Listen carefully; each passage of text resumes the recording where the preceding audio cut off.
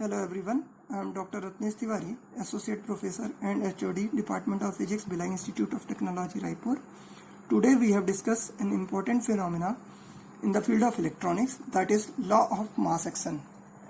So here we discuss a law of mass action with the help of energy label diagram. इस diagram में हम लोगों ने valence band और conduction band को बनाया हुआ है. In the case of semiconductor हमें पता है कि वैलेंस बैंड में इलेक्ट्रॉनों के पाए जाने की प्रोबेबिलिटी सबसे ज़्यादा होती है, जबकि कंडक्शन बैंड में इलेक्ट्रॉनों की संख्या कम होती है. यदि जैसे ही हम इसमें थर्मल एनर्जी बाहर से देते हैं, जिसकी वजह से इसमें वैकेंसी क्रिएट हो जाती है, जिसको चित्र में हमने होल से प्रदर्शित किया है, और यहाँ से इलेक्ट्रॉन्स कंडक्शन बैंड की ओर जंप कर जाते हैं.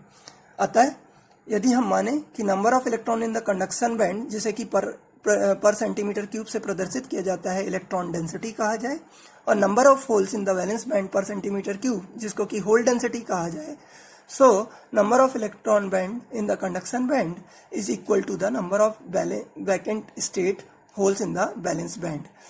कहने का मतलब, यदि n number of holes in the conduction band और p number of holes in the valence band है, तो दोनों इंट्रिंसिक कंसंट्रेशन या कांस्टेंट के बराबर होते हैं.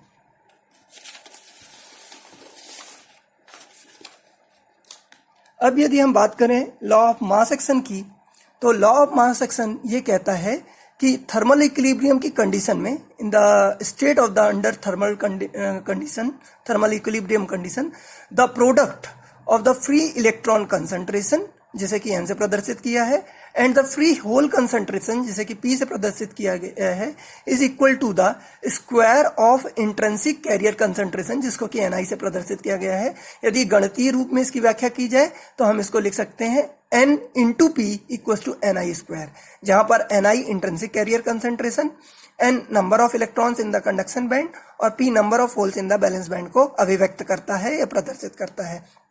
इसी तरीके से यदि हम बात करें एन टाइप सेमीकंडक्टर की, तो वहां पर यह अभिव्यक्ति n into n dot p into n equal to ni square, that means constant के बराबर होगा, जहां n number of electrons in the n type semiconductor, pn is the number of holes in the n type semiconductor कहलाया जाएगा. इसी तरीके से यदि हम p टाइप सेमीकंडक्टर पे जाएं, तो pp और mp equal to ni square constant के बराबर होगा, जहां pp number of holes in the p type semiconductor और np is the number of electron in the p type semiconductor कहलाएगा. यदि इसकी गणितीय व्याख्या पे जाते हैं और हम मानते हैं कि यदि rate of generation of charge carrier, मतलब चार्जों के बनने की संख्या g से प्रदर्शित की जाए, और रेट ऑफ रिकॉम्बिनेशन और उनके जुड़ने की संख्या को r से प्रदर्शित किया जाए, तो according to mass action law g equals to r. Recombination directly proportional होता है number of electrons present in the charge carrier और number of holes in present in the semiconductor. So यदि हम इनको कंबाइन फॉर्म में बोले तो r is directly proportional to n into p, या इसको रेट ऑफ जनरेशन के फॉर्म में लिखा जाए तो r equals to r into n into p और g equals to r into ni square. यदि g और r समीकरण 4 और 5 की हम तुलना करें तो हम पाते हैं कि दोनों में r कॉमन है, जो कि अलग हो जाता है, और इस तरीके से हमें मिल जाता है n into p equals to ni square. आज के लिए बस इतना ही. Thank you for watching my video. Thanks.